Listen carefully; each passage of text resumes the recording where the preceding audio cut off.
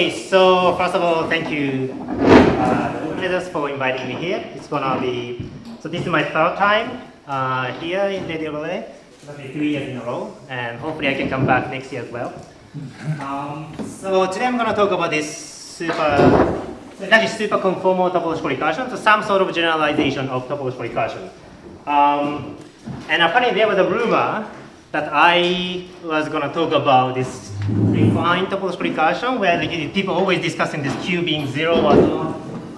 I can mention about it, but at least today I'm not going to talk about that. If you want to hear my work about this Q, you can invite me at some other point. And you know, I'm almost like a postdoc, so I don't have any teaching duty until next April. So please invite me. But anyway, yeah, okay. Joke aside, I have to move on because I have to introduce many things. So hopefully, I'm not gonna lose everyone in the first half an hour. I don't mind losing everyone in the second half an hour. All right, but motivation. So, okay, how do we think about topological recursion? That's at least this was not mentioned. It's very briefly mentioned in Bertrand's talk. So I want to talk about some sort of, at least my view of topological recursion from so-called airy structure perspective. So imagine you have a degree D curve. Something, okay, it's obviously degree 4 at the moment. And then how do we see topological recursion? So topological recursion, as Bertrand said, you have some sort of algebraic curve. Today it was a Fuchsian type, but in principle you can run topological recursion on much more general setting, let's say I have this kind of structure, so degree 4 curve at the moment, and I have 3 ramification points. And if I take generic degree 4 curve, you have only simple ramification point. Okay? If you have some specific limit, you may have higher ramification, but in general, something like this. And so how do we see topological recursion rather from algebraic perspective? But not quite safety perspective, I kind of want to distinguish the two. So here it turns out, by the way, this is known, and then I'm not going to have time to explain in detail, but here, every ramification point, you can assign so-called twisted module of Heisenberg BOA, of strictly speaking rank GL2. It can be SL2, it doesn't matter too much. And at every point, at every ramification point, I can do that. And actually, it's even a bit more than that. I have to specify, let's say I'm going to have 1, 2, and 3. And I want to pick a specific element in this representation, in this vector space. And I can do the same thing. So I have another element in this twisted representation, and I have another. And then, so it turns out, so topological recursion, although the definition was not written in the morning, but you run topological recursion, you take a residue at ramification point. And at every ramification point in the generic setting, it's only simply ramified. And essentially, it's almost the same as assigning this every vector. Sometimes highest weight vector, sometimes not, but some vector that you have to find. You can always assign, at ramification point, I assign this, and I assign another vector, and I combine them. And it turned out that the set of or collection of these vectors has exactly the same information as omega gn that you can define from topological recursion. That's one way to see topological recursion. So how does the CFT appears? And CFT often appears, depending on actually your curve start with, often appears, let's say, some like generic points. Typically, people take it as infinity, but not necessarily infinity, but somewhere, but it's important, it's not the ramification point. And there, now I have degree 4 thing, and sometimes you can even prove that there's a W algebra of GL, in this case 4, sitting here, and not just algebra. And here I have to say untwisted, or rather standard representation. Untwisted module of, again, Heisenberg algebra. And then there's this, let's say another somehow, I'm going to put global. And then if your problem is good enough, the collection of these 3 are related to one single vector, this WGL4. This is a picture sometimes. Sorry, what is this VOA you're talking about? I mean, VOA of whom? You said Heisenberg VOA. What? Heisenberg, and what is this, GL2? This is GL2, yes. So, because, but this 2 is related to how much like it is ramified. If it's just simply ramified, it's GL2. What is Heisenberg VOA of GL2? What? Heisenberg, so you have Heisenberg field, and then you can embed this, you can embed the VOA structure in the Heisenberg. What's the difference between just a fine GL2 and Heisenberg GL2? What is, I mean, there's Heisenberg VOA and GL2. I separately know these three words, but I cannot put them together.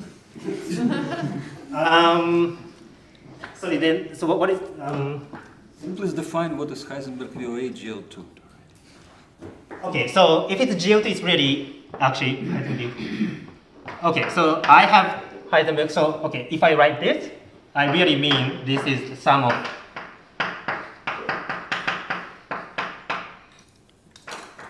where they generate Heisenberg algebra.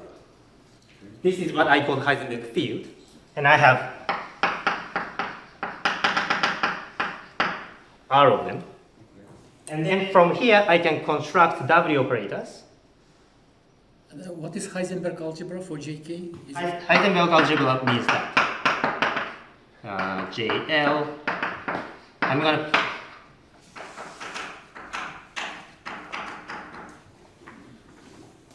at the moment it's just an algebra, so, and then I package them into this way. And I can construct W operators by combination of those.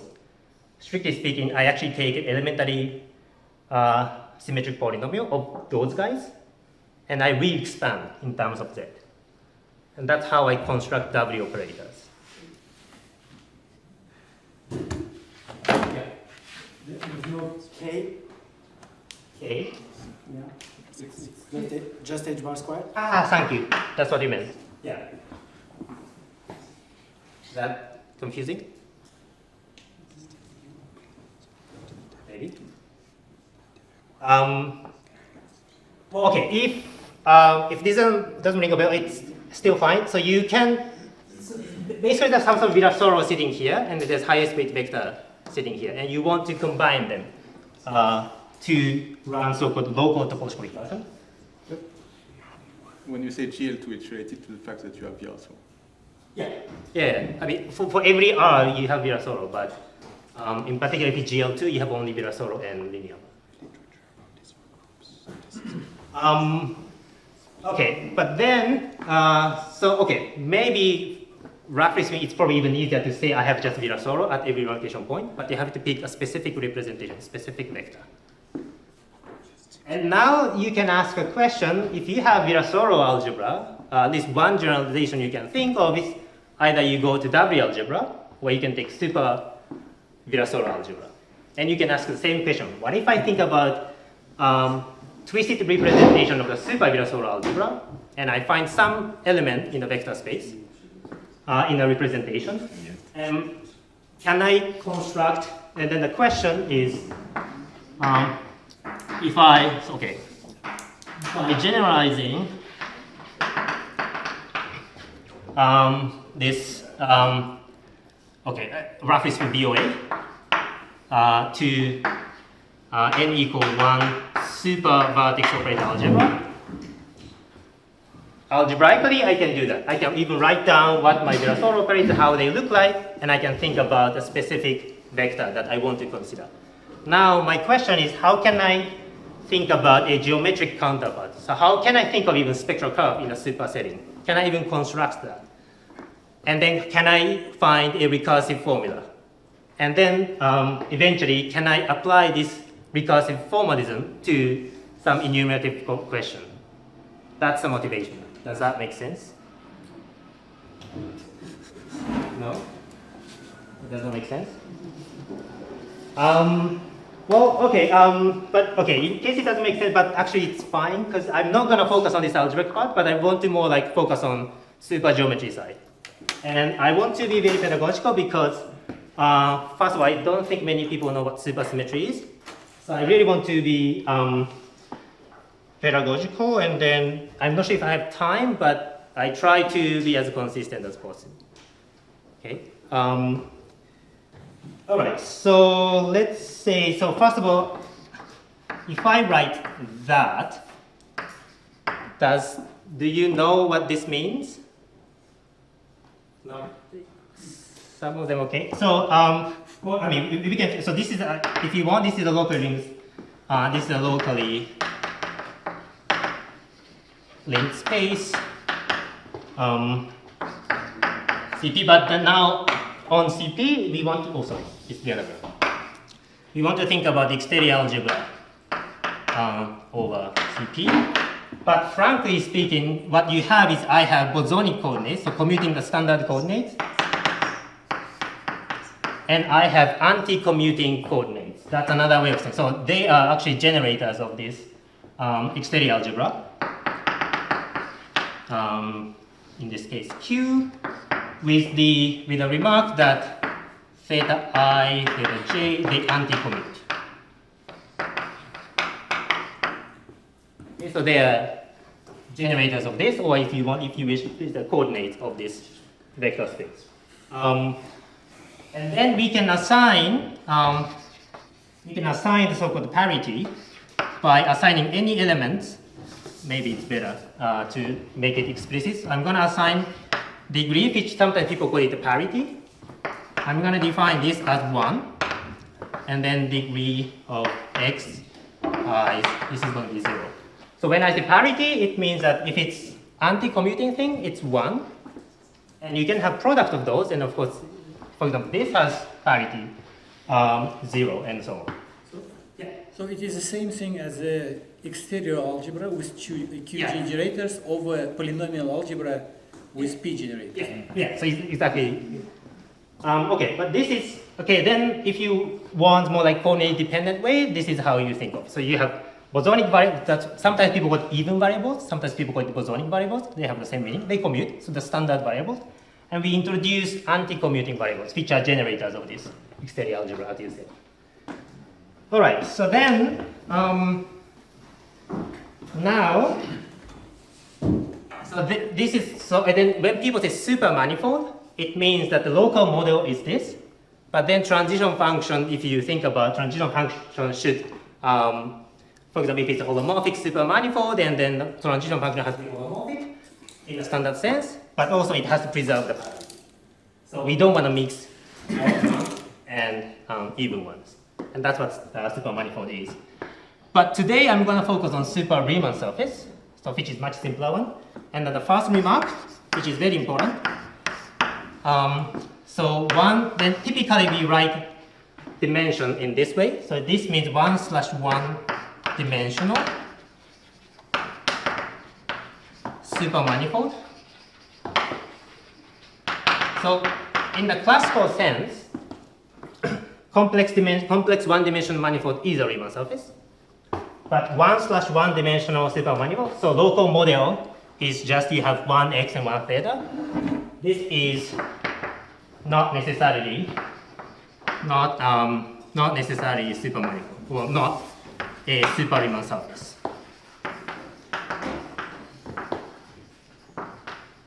Okay, this is the first remark. So actually the super Riemann surface, when people define super Riemann surface, you have to add some structure. And then that's what's called super conformal structure. So let me now define. Okay, so far is notation okay? I know you are maybe not familiar with this notation, but like this. But I hope the coordinate way of writing makes sense, hopefully, for at least most of you. All right, so then now let me. But the first setup is a bit, if you're not familiar with it, might be a bit funny, but if you're fine with this, I can move on. So, okay, so now let me so from here, I kind of want to make it like step by step. So, a super Riemann surface, super Riemann surface. And then I want to think about, if you want to think about the family of Riemann surface over a base space. This, you don't have to worry too much about it unless you want to think about a family of super Riemann surface. Is a 1/1 dimensional supermanifold.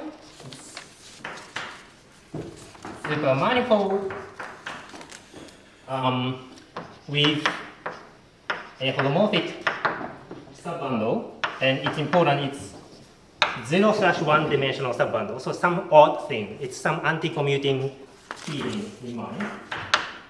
Subbundle D inside tangent such that the following holds.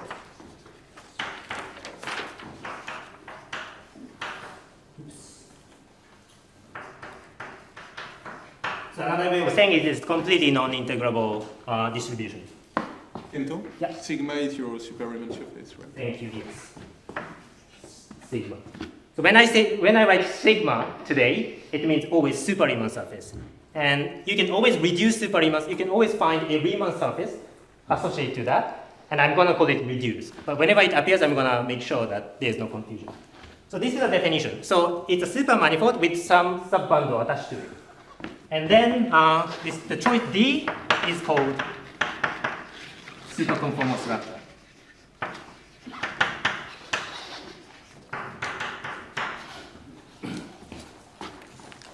Okay, so far it's a super manifold with some structure, but I think it's still vague. So let me make it very concrete, and then I want to introduce coordinates, just like this. It depends how, okay, so now, and then coordinate,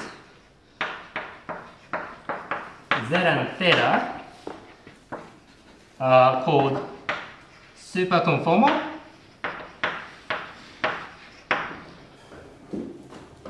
Conformal if a local generator of D is given in this way. So D is a subbundle, but D is a generator of this bundle. D theta is a generator of this bundle, and it has to be written in this specific way. If local generator of this bundle is written in this specific way, and I call the coordinate super conformal. Generator, you mean the section? Or? Yes, yeah. Very double section. All right. Any questions so far?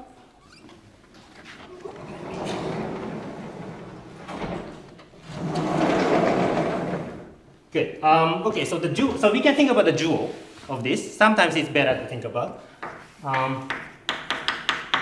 Dually, I can think about, so the dual of that would be, by the way, I'm always thinking about holomorphic setting. I will never talk about anti-holomorphic setting. Sometimes some literature do, but in this talk, I never think about that. So you have holomorphic sections. It's going to be something like this. Just a dual of that sequence. And on the dual, if I use super conformal coordinates, and then the generator of this guy, and then the generator of the -2 is given by, I'm going to use this pi, but this is Greek pi apparently. I learned this after this project, is given by this. And then you can show, because it's dual, you can show that, okay, sorry. So they're generated by dual, and then so why it's called dual? It's because, okay, so let me, actually I should have said it here, but let me make two comments now. So why it's called super conformal, and what is actually supersymmetry to begin with for mathematicians? It means that if I take really square of this, if I really take a square of this, remember that this is anti-commuting. So if you take a square, but it's a derivative, so they don't disappear, it actually turns out that it's going to be just, we just get this. You really just compute that by chain rule. And this means that my super conformal structure is basically a square root of the tangent and a square root of derivative. And this is about how the physicists come up with supersymmetry. Supersymmetry is really a square root of some derivative. Okay, so then that's one comment, and that's why it's called super conformal structure. And another point is that it's dual, meaning that it's going to be 0 with, okay, I have to say some sign convention, but so if you contract with this section, you get 0, and that's why it's dual. This you can check by just computation. Okay, so there are the definitions. And now let's think about some example, because I think still it's very vague, I suppose. Some super manifold locally it basically looks like that. And there's some sort of structure, some bundle there. But let's actually think about the concrete example, one of the simplest examples. An example is what we call P11. So it's really a super analog of P1, which is, so I want to think about it as a, it's really like a projective plane. So this is my P11, and then let me tell you what this C star action is. And then the C star action is such that I have this U, V, and let's say eta. This is sent to C times U, C times V, C times eta. Okay, so I think about this standard scaling by C star action, and then I want to quotient it out. So if you don't have this, if you don't have the right side of the slash, it's really P1. And I'm just adding this structure. All right, okay, so then it turns out this is what people typically call P11, and it's really a super analog of sphere. And okay, so do you at least first agree that this is 1/1 dimensional? Because it's 2/1 dimensional, but I quotient out by complex dimensions, so it's 1/1. So this is a super manifold. If you're convinced, no, that's not nice, because I haven't told you what my super conformal structure is. So how do I endorse super conformal structure in a natural way? And we can do that because on this space there exists a natural bilinear form. Bilinear form which essentially sends this in the following way, such that in particular if I take U1, but then my U and V are probably very similar, unfortunately. And then I want to take U2, V2, eta2, and then, so I want to think about the bilinear product. It's going to be U1, V1, no, I think V2, minus U2, V. If you have that, this is kind of the standard bilinear form on C2. And I want to just, okay, this C is a bit misleading, so I really have to think about the ring, but that's not specified here, so let's not talk about that. But this minus eta1, eta2. So this is the bilinear form, skew symmetric, because they anti-commute, so it's skew symmetric. And U1 and V2, U1, U2, V1, V2, they appear in an anti-symmetric way, so it's skew symmetric form. And then I can naturally endorse a dual, so I can naturally find this pi. Is it essential that you have this minus? This sign? Yes. No, not really. Not really. But yes, rather I would say I chose this convention so that some other formula looks nice. Okay, so then I can naturally endorse, so then I can find this pi in the following way. So I take D on D is really the total derivative on this U1, V1, eta1, U2, maybe U is fine, V, eta, and then I specialize such that U1 equals U, V1 equals V, and then eta1 equals. Then you can show that, so this, now I find some sort of one form, and I specialized it. And then you can show that this is going to look like this. If, from here, you can, if I set Z to, let's say I choose a patch that V is non-zero. If I choose something like this, and then, so I'm working on P11. So I can always choose one of the U or V are non-zero, just exactly the same as P11. So let's say I choose a patch that V is non-zero, and I define Z and theta in this way, and then you can prove that this is really going to be exactly that, just a computation. All right, so that's the simplest, no, I think it's fine, I can just go.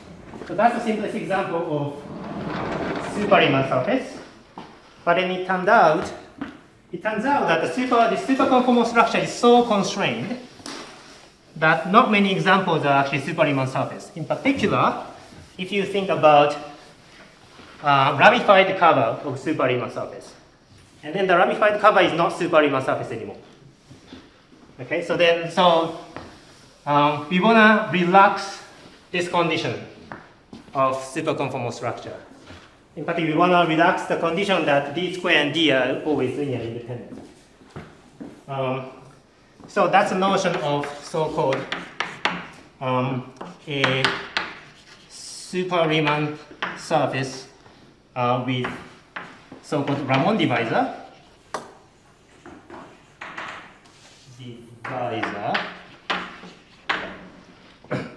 It's almost the same as this definition, but I allow the super conformal structure to degenerate at some specific locus, which I fix by this. Okay, of course, with the bundle in tangent such that, so now here I'm allowed to have degeneration. Okay, so this, if I have this kind of subbundle, I say it's a super Riemann surface with Ramond divisor, provided that component of multiplicity is of multiplicity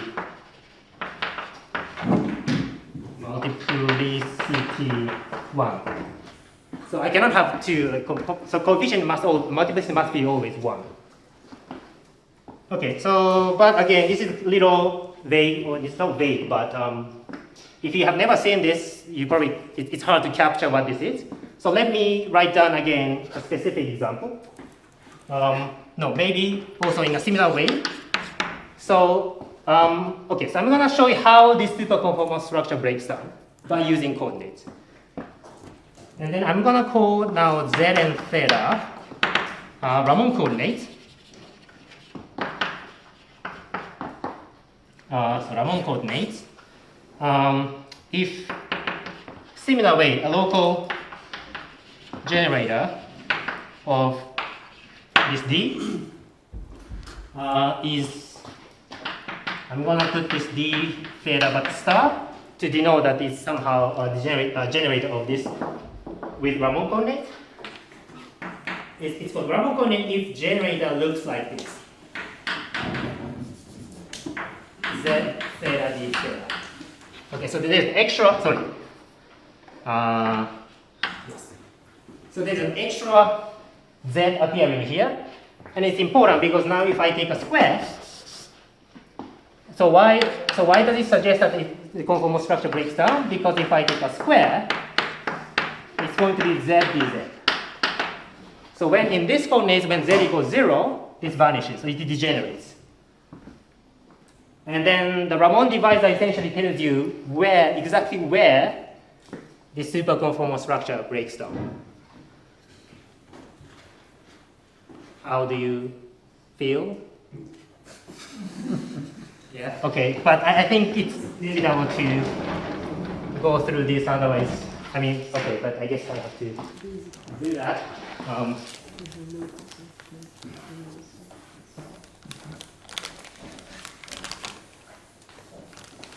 This divisor is like a simple ramification, right?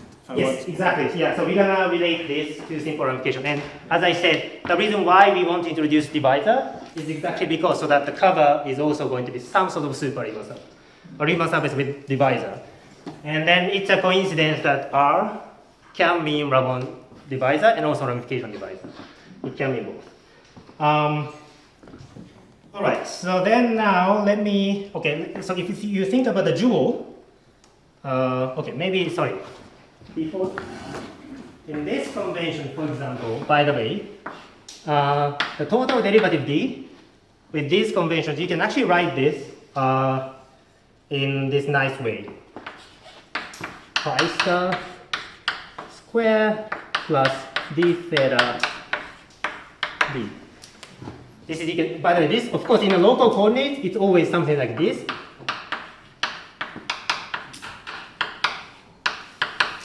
in the local coordinates, you can always write D in this way, but you can repackage them into that way. I mean, it's kind of clear from this construction, but that's how you should think of these generators. All right, so then now, after introducing super Riemann surface and super Riemann surface with Ramon divisor, I have to now introduce what we mean by super conformal map between Riemann surfaces. Okay, so then let this be a super Riemann surface with or without Ramon divisor.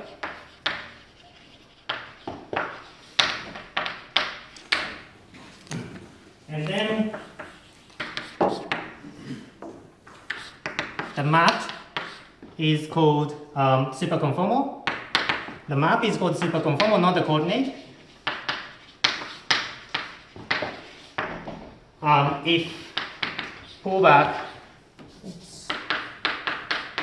of the super conformal structure from C is basically the super conformal structure of the domain, but with a twist. With a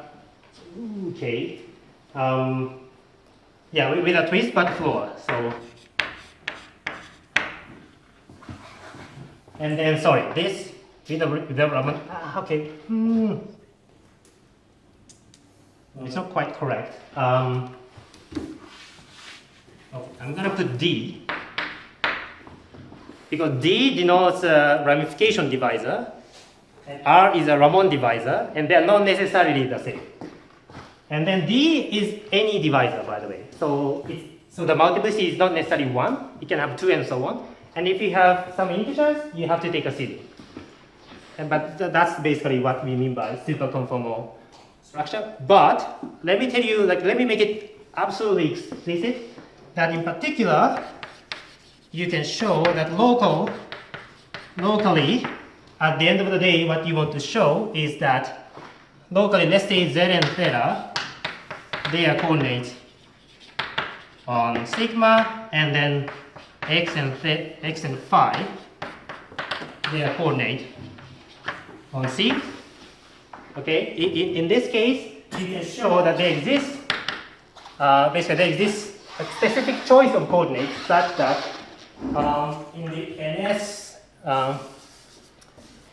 okay, so then in particular, okay, and if you choose this divisor to be the same as Ramon divisor, I'm really restricting myself. You can actually show in much more generality. But if you choose this case, and then you can actually show that x of z is z squared, and phi of z, or strictly speaking, z and theta, z times theta, if z lies on the Ramon divisor, if Ramon coordinate, and if not, x is just z, and then phi is theta otherwise. Does that make sense? So if so now I think about so I really want to think of this sigma as a cover of C locally. And then what I'm saying is that if the point that I think about is not on the Ramon divisor, I can always find some coordinates such that they are 1 to 1. But if I lies on the Ramon, on one of the support of the Ramon divisor, and I really have to have this. This is a proposition coming from this definition. So this suggests that Ramon divisor and ramification divisor are strongly related. Can you say again, what is the definition of a Ramon divisor? Just as the multiplicity is 1? Yeah. This is the definition. Yeah, and that's where you choose, and you allow that your super conformal structure can be broken there, and it is broken there. But it's your choice. So depending on your question, you can always choose them. Right, okay, so now, what I want to do. When did I start? Do you remember when I started? You started, I think, 3 minutes past. 3 minutes, okay, so I have half an hour. At least half an hour. Okay, yeah, but I mean, I'm not gonna. No, actually, I have half an hour. Okay. Right. Okay. So then now, so I want to connect this notion, this new, probably new notion to many of you, to topological recursion. And then now in topological recursion, what do we consider? We consider multi-differentials, so omega gn, and omega gn. So in TR, omega gn, they are meromorphic section of the box product. Okay, so it has n entries. And now you can ask, what is a super analog of canonical bundle? What is the super analog that I can take residues of? Because taking residues is a crucial point in TR. And then here in the super Riemann surface, we have 1/1 dimensional. So somehow 2-dimensional. So you have to be careful what you mean by taking residues, what you mean by even differential. So I first have to define this guy, because otherwise I cannot even define what my omega gn would be in a super topological recursion. Okay, so it's a long way to go. Hopefully I can manage. So definition. So there is a notion of so-called Berezinian bundle. It's a super analog of determinant bundle. So I guess if I just say that, at least you have a hope. Berezinian bundle, I would denote as this, is a line bundle on super Riemann surface with local section, which I'm going to denote by this. This transforms with so-called Berezinian. This transforms under coordinate transformation as, so I'm using the same convention as there. So let's say I think about right. So where del zx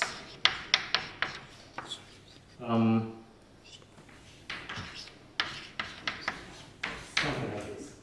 And then Berezinian, by the way, in this 1/1 dimensional case, this is exactly d theta phi in NS and d theta phi over z in R. Where when I mean in R, it means like when z are Ramon coordinates, it has to transform in this specific way. And when if otherwise, it has to transform with this combination. So Berezinian itself is defined on a super manifold in general, and then there's a definition of Berezinian for any L plus m dimensional matrix. But in this specific case, in the 1/1 dimensional case, you can just write in this way. All right. So okay. So then, and then at least a fact. What is NS again?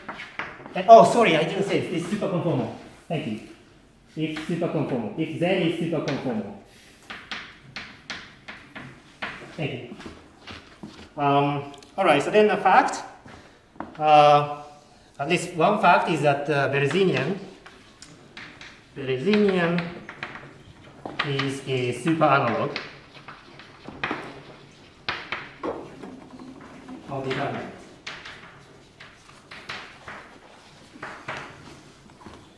So we know that canonical bundle is a determinant bundle, so this is really a super analog.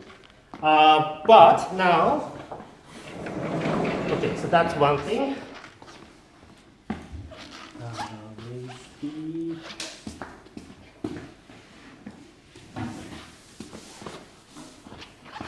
And you can show that this Berezinian line bundle is indeed isomorphic to, and then you can also show that Berezinian of sigma is isomorphic to, one sec, d minus 1 but without twist, if I remember well.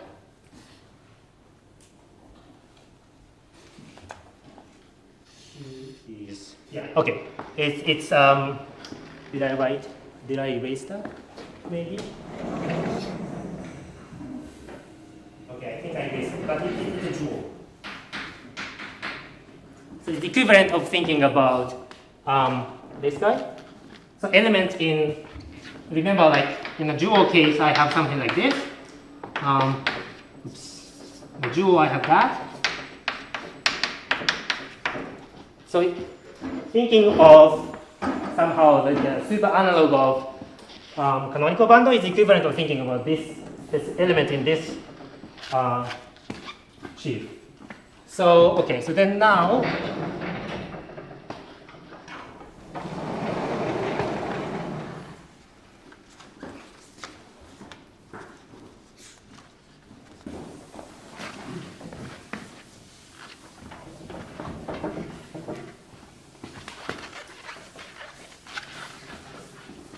and then you can ask many things. Can I, what do I mean by, for example, think about taking residue, taking cycles.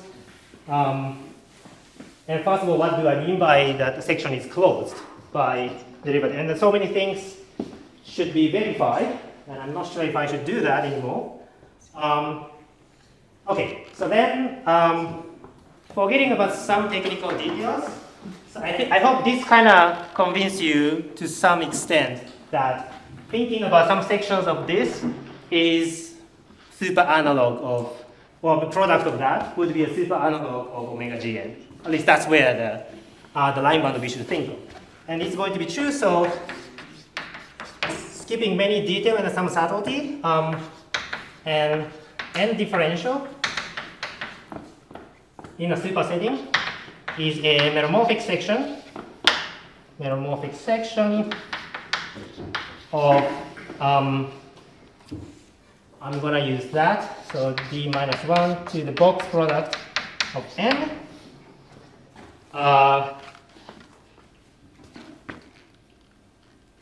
Okay, so what if I want to think about anything, I basically want to think about some elements here. And then remember that this, so this is given by any element here, but you have to quotient out by generator here. And then generator was here pi, which was dz minus d theta theta.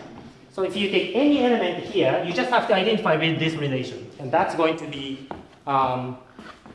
sections of this bundle. So in particular, generic element would look like, so if after taking a quotient, if it's something like this, and then in local coordinate,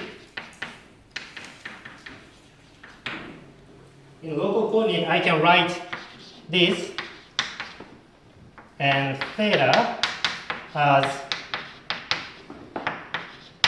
z to the n, or maybe some function of z and theta plus some function of maybe theta, right in this way.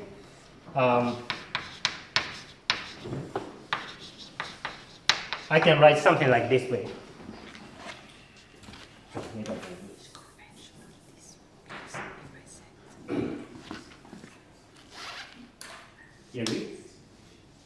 An element, after taking a identification by that relation, I can always write in this way. All right, but then if you have n differential, you basically have product of those things. And then this function part will depend on many variables. And that's... I'm sorry, it should be g of theta? No, I think if I had g of theta, but I know that the d theta theta is actually dz by this identification, so that I can put it here. So I can massage, if I had theta somewhere here, I can massage it in a way that it's absorbed into f. But I have theta. But f is independent of theta. So this? Yeah. This is, yeah, then let me tell you. So if I have theta here, but I know that theta dz is d theta theta. So I'm going to have theta squared so that it vanishes. I see. Okay. So I can always, no matter how you write it, I can eventually find in this package. And then this f of z is, we just tell them, we just say that they are functions in z. And if you have multiple variables, you have more. All right, so now I have to think of, this is probably the most important one. I have to define a Casimir operator. So that's going to be super analog quadratic differential. And this is a very important object. And let me tell you why. So if I have bidifferential in the standard setting, if I have bidifferential, let's say something like this. In a specific coordinate, I can have something like this. If I have bidifferential, something like that. And suppose I ask you, okay, can you give me some quadratic differential coming from this one? And what you would naively do is you just do a specialization. Yeah? And then after that you get square and then f of z. This is how you find a quadratic differential. And if you look at the topological recursion formula, this type of structure appears. The topological recursion is really quadratic differential divided by some amount. Okay, so then why is it problematic in super setting? Because you would naively think about the super generalizations. I really have to think of them as a section of this bundle, this shape. So then it's a problem, because if I specialize this, if I specialize that, even just without this f, if I specialize that, and what I would find is just dz1, dz1. Yeah? I just naively find it, just a specialization. However, this, I know that I can identify with this guy, so that I'm going to have d theta1, which I can also take this one out from the class, because it's just a multiplication. So I get theta times theta, which vanishes. So naively in the super setting, specialization doesn't work. So I really have to come up with some operation which gives a super analog of quadratic differential. And this is something we have to define. Okay, I have roughly 15 minutes.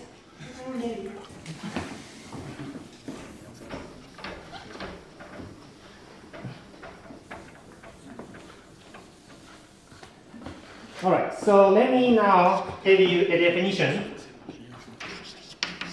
of so-called super Casimir or quadratic, maybe, strictly speaking, Casimir operator, which sends, which maybe Casimir, so C is better, which sends,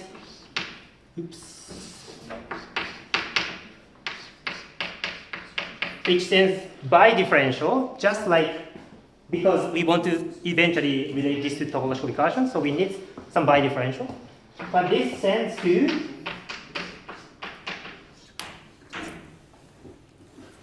so this is bidifferential, but it's really just you take a cube for one bundle. So basically the point is that super analog of quadratic differential will be a section of this bundle, and is defined by the following action. And then this operator is defined on a symmetric bidifferential. Strictly speaking, I have to symmetrize this. On a symmetric bidifferential in the following way. This is in the, okay, this is a symmetric bidifferential.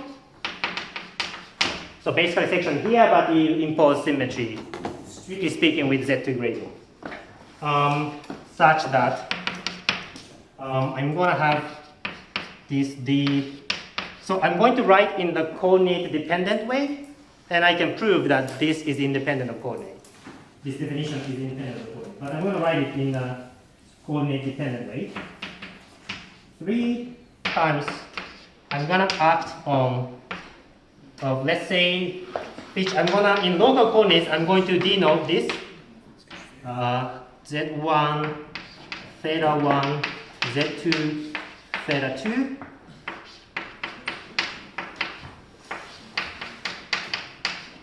So at the end of the day, I can write this section in this way. again, by using the identification, I can always factorize with d theta 1. If I had dz, for example, I can write this as that. So I can always factor d theta out. Kento, the last parameter is theta 2, right? Yeah, thank you. Yeah. Okay, if I write in this way, in this coordinate, and then I have to do... In square brackets, just can read. Yeah, let me So in local coordinates, I want to write this, d theta 1 and d theta 2. Yeah, so because I'm writing in d theta only, you need these dependents. If you write dz, you don't need them. But this is just more convenient way to do. All right, so then I have to take this you remember like this, so this was, if you don't remember, it's just that, theta dz. And you act this with respect to only the first variable.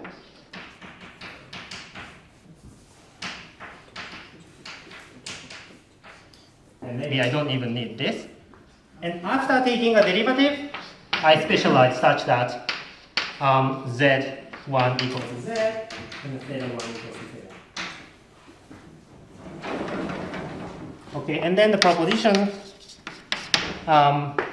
is that this super quadratic Casimir operator is independent or invariant maybe under super conformal transformation. So remember that I define what I mean by super conformal transformation. So like the subbundle has to preserve with some twist. And then you can prove that although I define in coordinate dependent way, I can show that under this transformation, this remains invariant. So it's a good object.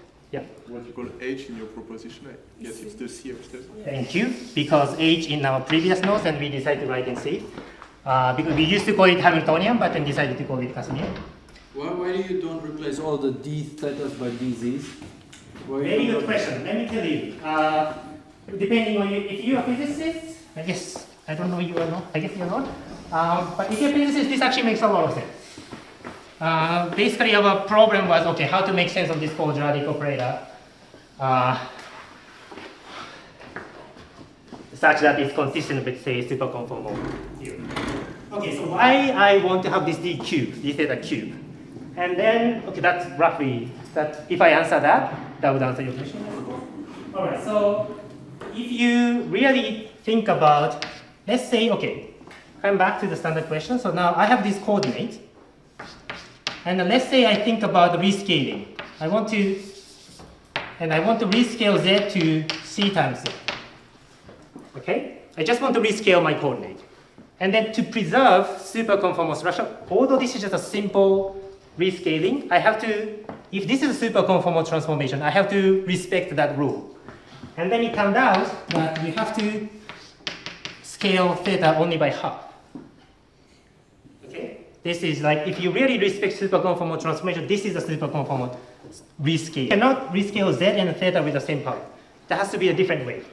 All right, so then now, imagine that now this guy, at the end of the day,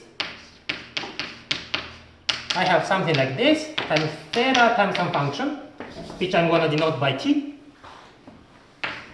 plus s. Okay, and I have t of z and s of z.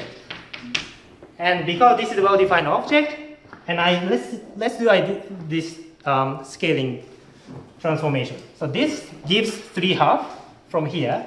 From here, I get another half. So this, we know that by coordinate transformation, this has to come with c to the minus 2. Agree? And then this also comes with c to the 3/2, minus 3/2.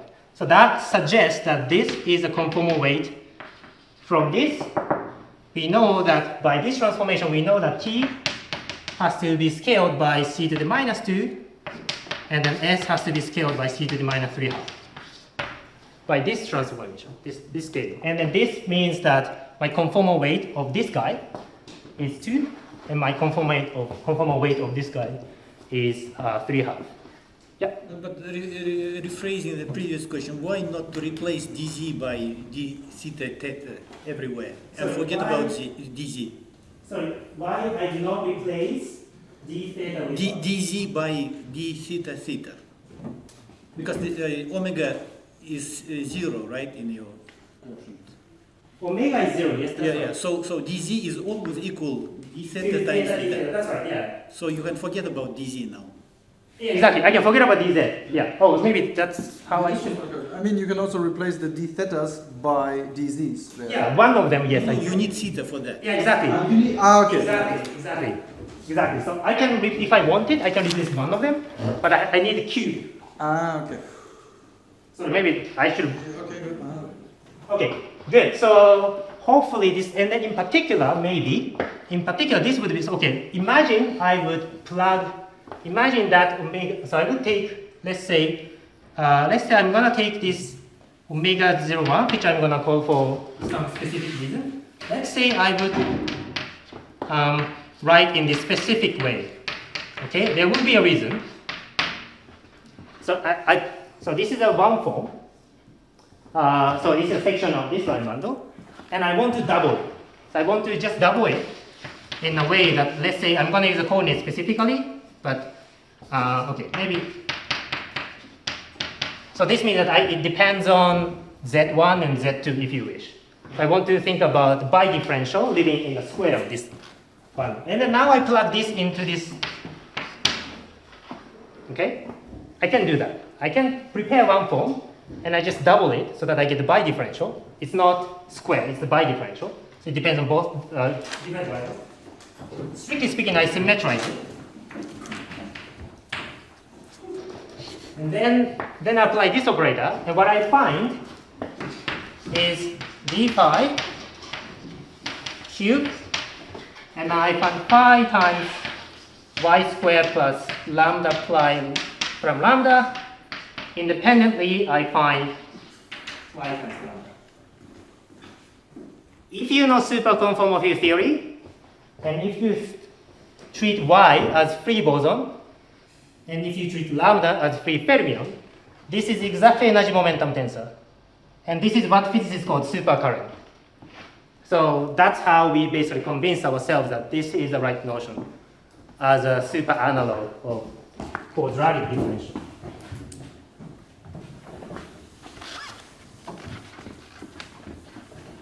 And then in the last 5 minutes, I'm gonna say something, and then you will get hopefully something. So now I have this, and I want to now write down loop equations. And loop equations are equivalent. So loop equation is another name, word identity. So word identity and loop equation, they are the same thing for me. I mean, for someone it's a bit different, but so now I want to think about almost like a TR formula, but in a different way. So I want to think about G1 and 1 box product of G. Right, so then I want to sum over every possible G1, G2, and then G, and then N1 plus N2 equals N for given G and N. Plus, I want to think about omega G1, 2, where this part was going to be, okay, I'm going to specify this Z and Z prime plus something. So I want to treat the first two as the bidifferential. So if you know topological recursion formula, somehow suddenly this looks like something you should think in topological recursion. And on this side, I'm thinking about box, strictly speaking, I have to symmetrize it and maybe put a half. So then what topological recursion is, or what word identities or abstract loop equation is saying is that now I want to think about a sequence of multi-differentials. Okay, so just let me call this as Q, G, N plus 1. It's just a name, this symbol. And then now, okay, so then now I want to think about a sequence of differential such that this QGN is holomorphic. Okay, maybe. So this comes with, so it's this is a section in this D minus 3. So but this depends on, let's say, Z and theta is something else. This is going to be D theta to the cube plus something. So it's holomorphic along my ramification, my Ramon divisor. So Ramon divisor is, so I prepare now a super Riemann surface with Ramon divisor, just like how you do in topological recursion. You prepare a spectral curve. Now I prepare this one. And what I would impose is that my sequence of differentials should satisfy this condition. So for every G and N, I have this. So it's a very complicated sum. But I impose that for every G and N, this combination has to be holomorphic along the Ramon divisor. So this what we call abstract loop equation. CP maybe super. And then now, at least for me, topological recursion is a solution of this sequence of constraints. And then,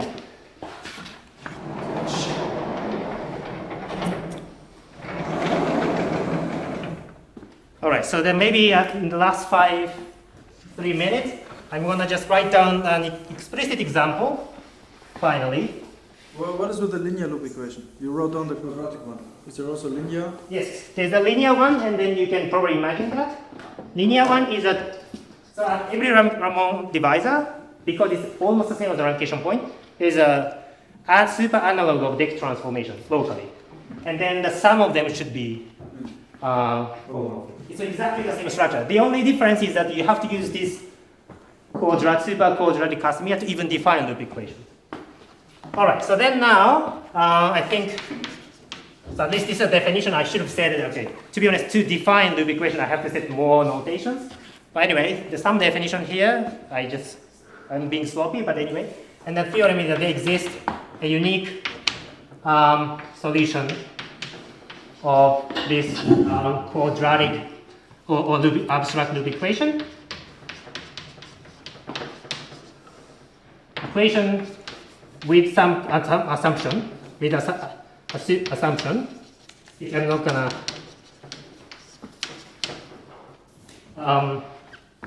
have time to explain, but okay. So this is a bunch of constraints, and now I can construct uniquely a tower of differentials. But anyway, there's some structure there, and the proof, by the way, we basically utilize some sort of integrable structure coming from n equal 1 super Virasoro.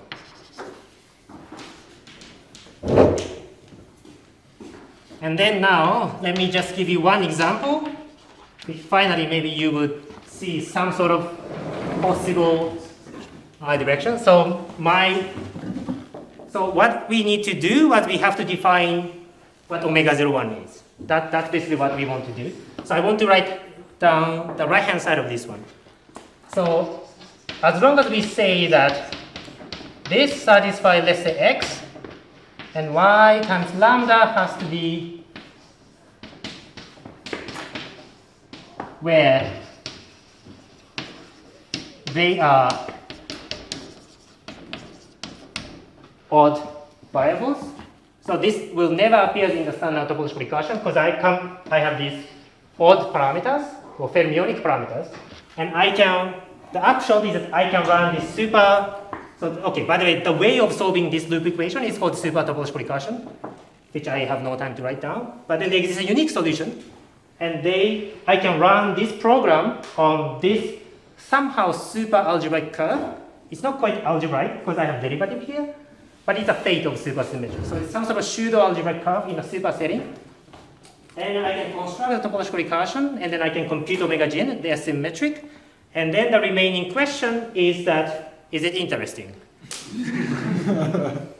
interesting like as a structure, but for example, the most naive and probably interesting question to ask is, does it have some sort of super analog of Witten-Kontsevich theorem? Does it compute some intersection theory on the moduli space of curves, the moduli space of super Riemann surfaces? I don't know, but I'm happy if you want to, or if you want to explore with or without me, I'm happy. So anyway, I'm gonna stop here. Thank you. Thank you very much.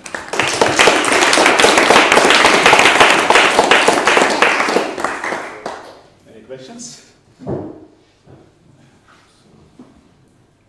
I have a question. Why you just want to have holomorphicity along the Ramon divisor, not like at the ramification divisor? Oh, because I'm identifying ramification divisor as Ramon divisor. Ah, okay. So as a super Riemann surface, you don't have to assume that. But when you run here, it's natural to assume that. So when you expand your GNs, you have some coefficients that correspond to bosonic dz and some to fermionic. Yeah. So at least are the coefficients of the bosonic part, the Witten contribution numbers? Yeah. But 2 to the g. So 2 to the g. So okay, I compute this, and then your question is, okay, now I extract only coefficient in front of this EZN. I forget about thetas. And then the coefficient, what is this coefficient? Yes. This is exactly, okay, let's say the cyclus intersection numbers times 2 to the g. And it's because you're counting spin structure, so that's why this is natural. But now the question is, what are others? And what are also like terms that is proportional to this? I don't know. But you can again write the dz's as d thetas, right? So where is there like a canonical way of writing the dz's? Yeah, but I can write in, if I write in this way, then the coefficient would be that. But I would have other terms, like something like, I can have something like this, but also d theta 2, for example, without theta dependent in front. Okay. This I don't know what the interpretation is. Do we have some analog of this abstract topological recursion by Kontsevich-Soibelman? Yeah, this is how we proved this. So we Because that's apparently exactly. So we basically, our task was to come up with geometric definition such that we can prove by using super analog of Kontsevich-Soibelman theory structure. Any other questions? But if you have just a curve, can you provide it with superstructure and then proceed? Very good question. So if I have a super Riemann surface, there's a canonical bosonic reduction. I can always find. The other one is no. There's many ways to do. So that's essentially equivalent of choosing what this is. So this part, okay, let's say I choose this exactly the same as the bosonic case. You can still ask what this is. And there's a bunch of degrees of freedom that we don't know how to capture. At least only from this Riemann surface perspective, there is no canonical way. But how many are there possible? Many. So you have to impose some conditions to decide. One last point is that depending on how you choose this, I think, by the way, it's going to be really like this. If you choose that, and then if you have quadratic one, these curves appear as the classical limit of so-called super eigenvalue models, which are super analog of matrix models. So this kind of Gaussian type, but quadratic potential appears in the super analog of matrix models. Is there something like super Catalan numbers? Yeah, exactly. This is something I want to do. So if anyone knows like super sure functions or super Catalan numbers, I'm happy to. We tried to search something, but we didn't manage to. Okay, I think we can continue the discussion after the break. So thank you very much.